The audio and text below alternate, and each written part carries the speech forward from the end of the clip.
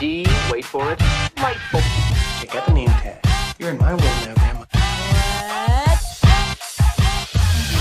What's up, nerds? So I just finished Stargirl, episode 8 of season 3, and I have to be honest with you. This is part 1. It's called Identity something. I don't remember what it's called. Part 1. I don't know. It doesn't even matter because let me just tell you guys right now. This show, I do like this show, but this season, personally, I'm getting kind of annoyed at this point. And I've mentioned it before in other videos. Even though I like this show, and I think there's lots of good things about this show, this season in particular upsets me because we've got this murder mystery, and we're on episode 8 out of 13, and they have not revealed who the bad guy is or given us a hint of who the bad guy is. And it's very frustrating for someone like me because when you've got a murder mystery here, you like to try to guess who the bad guy is, and they've given us no clues as to who it is. No clues. I mean, unless you know who it is, I have no idea who it could be. It's some cloaked figure. For all I know, it's Ghostface from the Scream movies because he's wearing a black cloak, even though he didn't wear like a cloak. But anyways, I have no clue. And a small piece of me at this point doesn't care because I'm just like, I mean, I'm like, how long are you going to wait? And I also, a piece of me thinks that it has to do with a character that is very CGI heavy. Because if you remember, like last season, Eclipso, even though is very CGI heavy, and that's why I feel like they didn't use him very much. Same thing with like Solomon Grundy. He's a CGI character, and I'm all like, oh, that's why you guys aren't using him very much because he's all CGI. And that crap costs money and time and stuff. But this episode wasn't like terrible. It was just like I said, I'm tired of not knowing who the bad guy is and what their motive is. Like, what's the bad guy's motive? He's just watching everybody. Okay, so he's a peeping Tom. So that's it. He likes to watch little kids, like weirdo. Yeah, I'm just so confused at what the point of this season is if we're not gonna, like, the gambler got killed. They're not even trying to figure out his murder. And if they are, I mean, like, it's very little. I mean, Wildcats hopping around in people's bedrooms and stuff, which I'm like, that's fine. But I'm like, okay. And again, we got rid of, CGI heavy characters, aka Jade and Obsidian this episode, and Shade. So I'm just like, when are we going to see some hardcore, superhero-ing going on, all right, let me get to this breakdown. We got to see the Helix team from Helix with Mr. Bones, which is interesting. I don't think they're going to show up again. I'm not sure this is going to get a 4th season. If it does, cool. I'll watch it because I do like it. I do like this show. I just think that so far this is my least favorite season just because of the overall of, there's no, we don't know who the bad guy is. Like, I'm all like, what's going on here? At least with season 2, they didn't have Eclipso show up, but at least we got, some, action with the ISA, the Injustice Society 2.0. At least we got some action with them, All right. So now that I've done that, I'm going to get started on this breakdown. It shouldn't take too long. And let's chit-chat about this episode. But before I get started, I just want to say that if you like what I do here and you enjoy independent content here on YouTube, please consider subscribing to my channel. YouTube is always changing up their algorithm, and small channels like mine, we just get shoved to the back of the line. So please ask that you like, share, and subscribe, and I thank you in advance. All right, so now I got that out of the way, let's get started on this review. So if you remember, Pat and the Shade went to the Shadow Realm. And they're walking around the Shadow Realm, and he's all like, remember, Pat, these doors open up to places that we want to go to and all that crap. Well, first he tries to get out, and he tries to use his little shadow powers, but he's like, it's not working. And, oh, crap, I went ahead. And it blasts, and the light has gotten into his shadow powers or whatever. They explained it last episode. It doesn't even matter. So he can't get out. So then back at Helix, they've got the alarm system going down, and they're locking everybody in their respective rooms or whatever. So here we have Teo Jones, who is a member of Helix, and Critter, that's the dog there. The dog actually can talk and stuff like that and walk around, wears glasses and stuff. I want to just say, like, I've never read a comic book with Helix in it, the team. I remember it was on Arrow, I think. Don't quote me on that. But whatever, who cares? So this is her, she's like makes like force fields or something like that. Then we go over Penny Dreadful. There she is, and she's like, what is going on? So yeah, and then we get Carchard. This is like a shark looking creature esque. They didn't show it because it's CGI heavy. And I looked it up because I hadn't seen this team before, but I couldn't find Carchard on the team. I mean, maybe he is later on. And then here's Todd Rice's room where these two are watching as he turns into Obsidian, which this portion of the program, like, this is cool, this visually, but he doesn't need to be this smoke creature from Lost. He can just be himself, but he can just wear that mask and everything like they did in Legends of Tomorrow. I mean, he looked fine there, in my opinion, but whatever. So then Courtney's all like, just think of your family. And he's like, family? And he comes back normal, but then he's like, what's the matter, Todd? You like boys? And me, I'm all, and then he's like looking at it, and I'm all like, what's going on here? And he's like, my foster home don't take the weirdos. And I'm all like, shit, we're going here with all this nonsense. It's 2022. This doesn't happen anymore. I'm sorry. Like, I mean, maybe there's some people out there, but like, it's just, I don't know, man. It's fine in the sense that I'm pretty sure there's people out here that are still like this, but I mean, like, I don't know any of those. And I love how he's got a Southern accent because, you know, those Southerners. So Courtney wakes up in this little office in Lois Love, Nurse Love's office. And Nurse Love comes in. Sorry. Yeah. Wait, it's always when I start recording that I start yawning. Hold on, I just need some coffee. Delicious. So anyway, so she's all like, let me out of here, some crap like that. I don't remember what she says. Oh no, she says you know, you need to let Todd go. And she's like, you don't understand. With his sister Jenny, when her powers get out of control, she, you know, bursts stuff into flames. When Todd gets out of control, he can literally cover the world in shadow. She's like, oh, dun dun dun. And so we see this camera.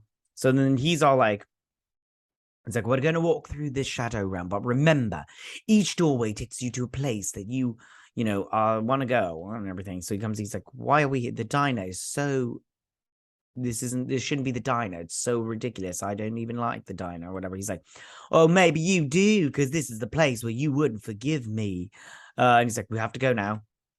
Then they pop into this garage where his dad is all like, come help me, son, and everything.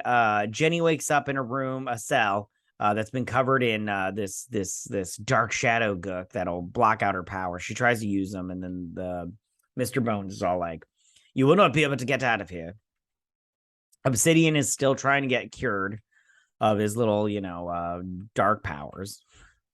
Then he's basically like, you know, you never helped out. When you did help out, you just made the job worse. You pushed me and your mother apart, yada, yada, yada. So they leave that room and they go over to his sister, the Shade's sister, Emily, where she was dying. And she's like, brother, just come say goodbye to me. And he's like, I want to leave now. And he's all like, basically, he was all like, you know, I didn't go and say goodbye to my sister or some crap like that when she was dying. Pat busts open the door and there's this green light kind of thing. And they go through it and it hurts the Shade. Courtney's all like, you don't scare me. I know you've been watching us or some crap like that. I don't remember. Mr. Bones comes in and she's like, what is this supposed to scare me? And he's all like, no. He's like, me and everybody else here were experimented on. Our mothers were experimented on in the womb. And that's what made us different. He's like, me, I have transparent skin, which I don't know if that's how it is in comic books. And he's like, and I have an acidic touch. So anything I touch dies, including my mother who died. And I'm all like, oh man, that must have been crappy. You coming out the womb and her being like, oh, and everything. And he's all like, yeah, we're just trying to help these kids. You know, they're learning how to live in isolation by themselves because they can hurt people if they're with people. I don't know if that's the case. The shade, they go through their little fire door, and he's like, that really hurt. I can't go through another one because I might die. And we're sitting here with Pat's dad and his wife, Mommy Stargirl. And Amy Strong is the actress. And he's all like, oh, you think you just you could leave and everything? And he's like, you ruined everything. And she's like, yeah. She's like, I hate you, or some crap like that. And then she's all like, I can't remember what they say here. She's basically like, we need Jenny can help cure Obsidian, Todd. So she's like, hey, Jenny, we're gonna go help your brother and save him. Then in the Shadow Realm, they're all like, Mike is gonna end up. He's like, you, the further he already is starting to dislike you or whatever. By the time he gets older, he's gonna hate you. And he's like, I'm gonna hate you. And he's like, no, you're not, and all this stuff. And so they cure themselves and they run through the door right as Obsidian's doing his thing. And she helps him by blasting out the shadow or the light from the shadow or whatever. And then they jump through the door and everybody's back in the real world. Like I said, this episode was not like the best episode ever. So then back at the Helix farm, Courtney's like, what you're doing here is horrible. And she's like, we are not holding these people captive. They're allowed to leave whenever they want. And it's like, he's right, Court. We can leave whenever we want. She's like, we're just trying to help. She's like, oh, okay. So he's like, I'm going to leave. I'm going to go with my sister. And he's like, hey, did you teach math in 1973? And she's all like, and I'm all like, oh, who cares? What this is weird. Anyways. So then he's all like, maybe they're right. Maybe we need to start our own team, AKA the Helix team. Let me pull up a picture of this. Hold on. Give me 2 seconds. Yeah, hold on, just give me 2 more seconds. This is the Helix team right here. And like I said, that car chart guy is not on it. So look, we got that right there is the girl, Teo Jones. There's Mr. Bones. That's the Penny Dreadful chick. This little dog up here, that's Critter. And then this guy was not introduced, and neither was Baby Boom. This guy is Arik, was not introduced. And then that car chart guy, he's not on here, but he was not introduced. He is not in a picture that I found. Anyways, okay. So then they're leaving, and he's all like, I'm gonna go. And she's all like, they're talking about Sandman, Sam Wilson, I think. I don't remember. But like I don't know.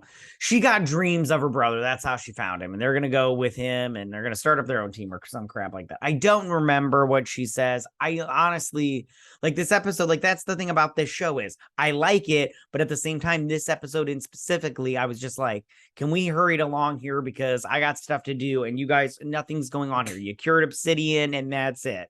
That's it. You got rid of some characters. And they're like, how are we going to get home? So they take the bus. I don't like the bus. I don't like public transportation. And she's all like, they're sitting here talking about something, and he's obviously thinking about Mike and that whole conversation. And she's like, so if it wasn't Dr. Because they figured out that Mr. Bones was not watching them, didn't set up the hidden cameras in Blue Valley. So she's like, if Mr. Bones and Helix wasn't setting up the hidden cameras and watching us, who was watching us? Like a big prevert. They go into the sewers. We're going to these little tunnels, and there's the hooded person who we don't know who it is or have any clue to who it is. Do you have any clues to who it is? I don't. I literally don't. I have no idea. I just, yeah. And then he sees this video camera of what's his face, like, we're coming for you. And he smashes through the thing. Now, I just want to point out, and that's where the episode ends. That's where the episode ends. I was like, oh, you could have done a reveal, like showed us who this person is. Maybe that would have been helpful, but they didn't. That's fine. It's like, whatever. So I just want to say one thing also about this. So I kind of called this whole murder mystery thing. If I'll leave a link and everything, and you can go watch it. But I said, do you remember the night guy? What was his face? He was in episode 3, and he was like the seven, the secret seven or whatever they were called. The team that Star Spangled Kid was a part of when he was a kid. I said that they should do where the members of that team were all getting killed off, and that it was like a murder mystery. But I said that they should do that. And they did it. They just didn't do the way I said they did it. They did with the gambler died and everything. I don't know if that counts, but I said they should do it. But whatever, it's fine. Okay, so that is my breakdown and review of this episode, you guys. Sorry it wasn't like super into it or whatnot. It's just like I said before, this episode was just like super, like, I don't know, uneventful. And I was just like, can we get some, some kind, I don't know, man. It was like, it wasn't bad, but it just wasn't that great, in my opinion. Like this episode, like I just wish there was more, but yeah, that's my breakdown and everything. I'll be better next week. I'm sorry, you guys. I just like I said, this episode was just very nonchalant, in my opinion. Okay. Tell me what you guys thought about this episode. Did you like it? Did you not like it? What was your favorite part? Where do you think this is going from? Do you have any ideas of who the bad guy is? Because I have no clue. I have no freaking clue. But tell me what you guys think. Go ahead and leave all your comments in that section down below. If you like this video, go and hit that like button. I won't mind. If you're new to my channel, please hit that subscribe button. I'd greatly appreciate it. And I will see you guys next week on my Stargirl breakdown and review. You guys have a good week. Bye.